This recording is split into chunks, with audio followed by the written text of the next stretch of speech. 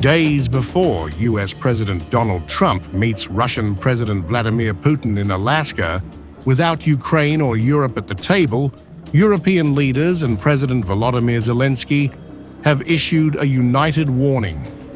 Russia cannot be trusted, a ceasefire must come first, and Ukraine must be directly involved in any settlement. German Chancellor Friedrich Merz hosting Zelensky in Berlin after a high-level transatlantic call with Trump, Macron, and other NATO and EU leaders underscored the stakes. We have made it clear that Ukraine must sit at the table as soon as there are follow-up meetings. We want to negotiate in the right order. A ceasefire must be at the beginning. Essential elements should then be agreed on in a framework agreement. Finally, thirdly, Ukraine is ready for negotiations on territorial issues. But then the so-called contact line must be the starting point, and a legal recognition of Russian occupations is not up for debate. The principle that borders must not be changed violently must remain. Fourthly, negotiations must include robust security guarantees for Kyiv. Fifthly, negotiations must be part of a common transatlantic strategy. First of all, I think it is very important that Europe is heard before such an appointment. First of all, it is a completely natural thing that the United States of America meets Russia. It is rather a good thing to pacify the climate, but it is important that if the issues that affect Europe and our collective security are addressed, there is a coordination with us Europeans, and that after that, we are our own actors.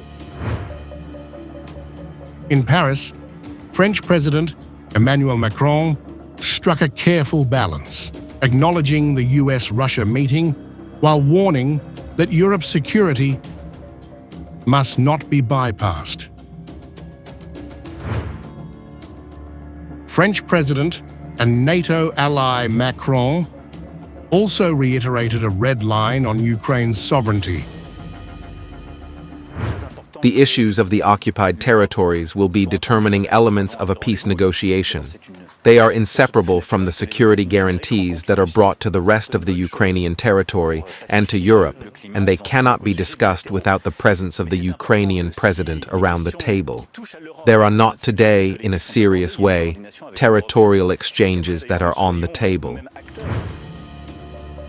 Zelensky, standing alongside Merz, was blunt in warning Trump and allies of Putin's intention.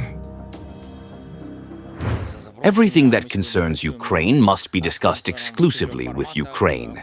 We have to prepare a three-way format of talks. There must be a ceasefire, number one. There must be truly reliable security guarantees. Russia cannot have the right to veto on the European and NATO perspectives of Ukraine. And peace talks should be combined with proper pressure on Russia. Sanctions must be imposed, and they must be enforced if Russia does not agree to a ceasefire in Alaska. He dismissed suggestions of trading land for peace. My position has not changed because it is based on the Constitution of Ukraine. As long as the Constitution of the state has not changed, the position of the guarantor of this Constitution cannot be changed. Any questions concerning the territorial integrity of our state cannot be discussed regardless of our state, our people, the will of the state, the will of our people and the Constitution of Ukraine. The United Front comes amid a grim battlefield backdrop. Zelensky accused Putin of deception.